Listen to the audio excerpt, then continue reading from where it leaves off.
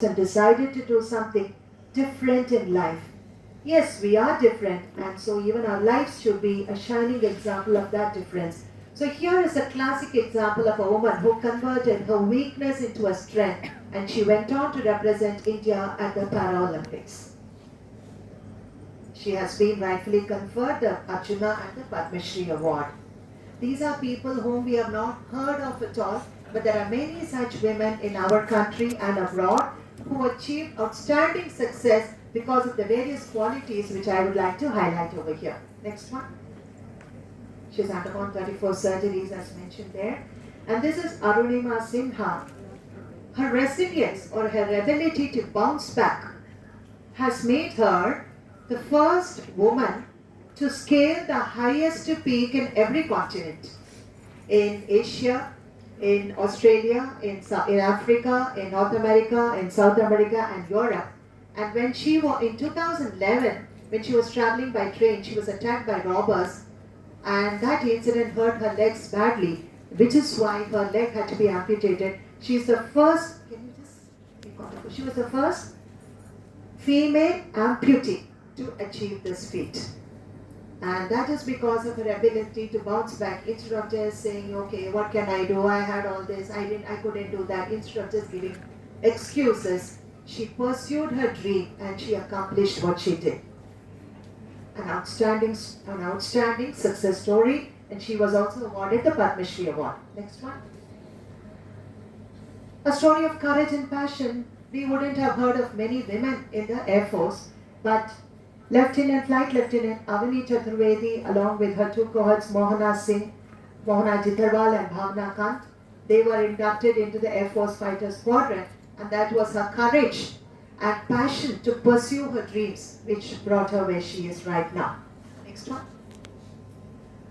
Again, a very different story of Lata Ramachandar, a Kanchira player.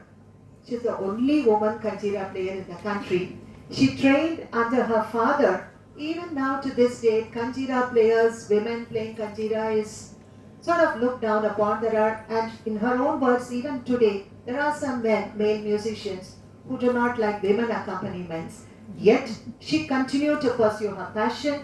It was her dedication and her hard work and her tutelage under her illustrious father which has made her what she is. And she went on to perform for stalwarts of Carnatic musicians like M.S. Subbalakshmi and M.L. Vasant Kumari. So she dedicates her success to her father's hard work and dedication. But I would say that it is because of her hard work and dedication she has become a success story. Next one. Yeah, when I saw this girl over here with the camera, I was reminded of this. P.R. Vijay Lakshmi. She is the first woman cinematographer. Am I correct, Lata? Yeah. She is the first. And she again is an example of a person who pursued her dreams, who was bold enough to pursue that. The first to have brought computer graphics into Tamil TV shows. So every field, the woman has entered every field you can imagine. There is no field which they have not entered as yet. It's all there for you people to take up. Next one. Again, a very, very different achievement. She's here. She's there in that building right now. Yeah, she's the first Indian woman fire officer. And she is, as Nata said, she's there attending that function. She received the President's Medal for Gallantry for saving 2 lives. She received the President's Medal. She's the first Indian fire officer to have won medals in the World Firefighters Games. I was not even aware that there was such an event. Only while doing this, I also realized and learned a lot actually. Right. I believe Mrs. Nata says that she's there right now. Next one. I'm sure most of you would have seen this woman. She was in the news quite recently. Do you know how old she is? 104 years old. And she's still an active person. Organic farming on her land. Well, come on, tell me girls, if she can do it, anyone can do it. No excuses for anything which we want to do.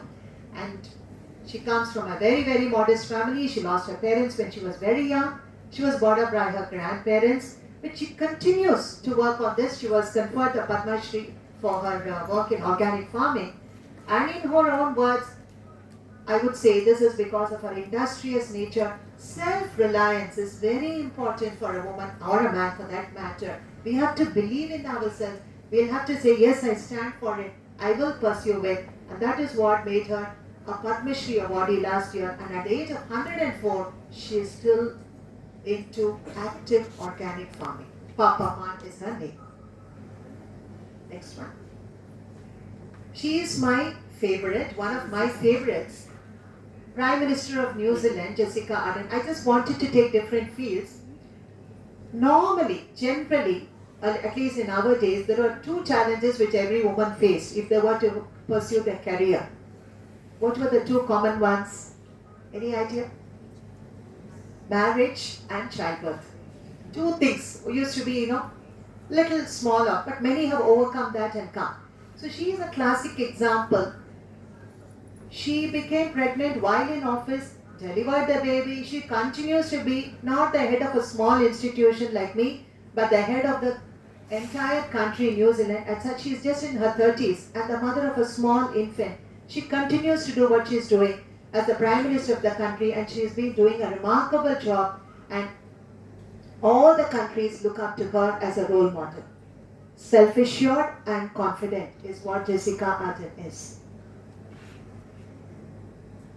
Again, very close to my heart because I myself am a cancer survivor.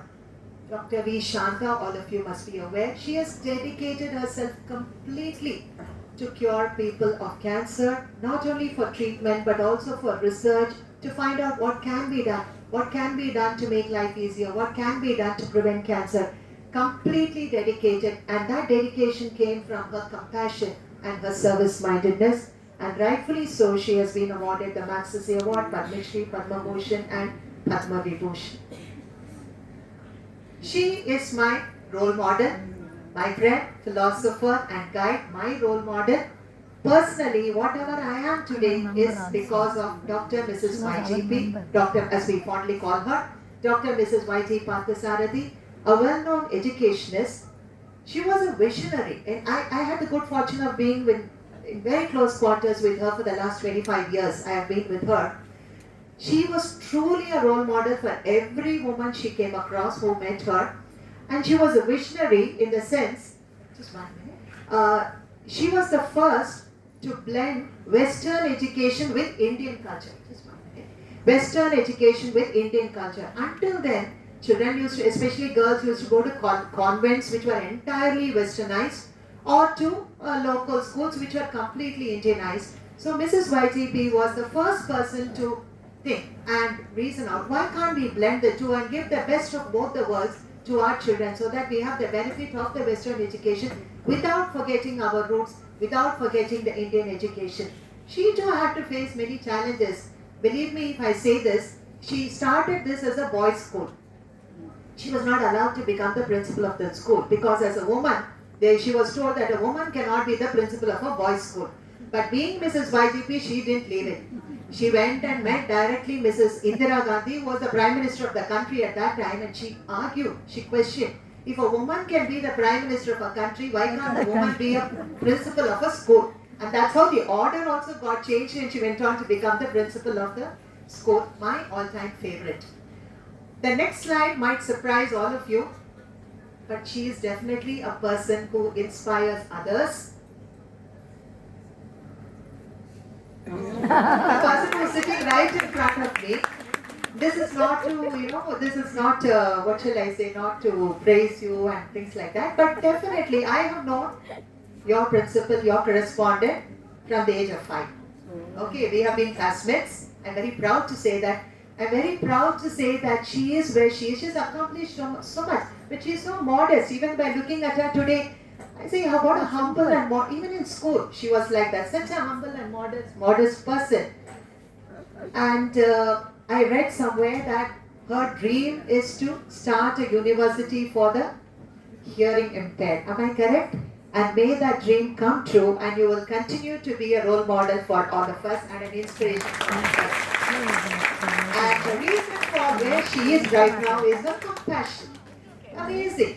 She said, when I asked who is her inspiration, Do any of you remember whom she mentioned? Any of you students? Sister Rita at Little Flower Convent. She underwent that special training to help these children. I had the good fortune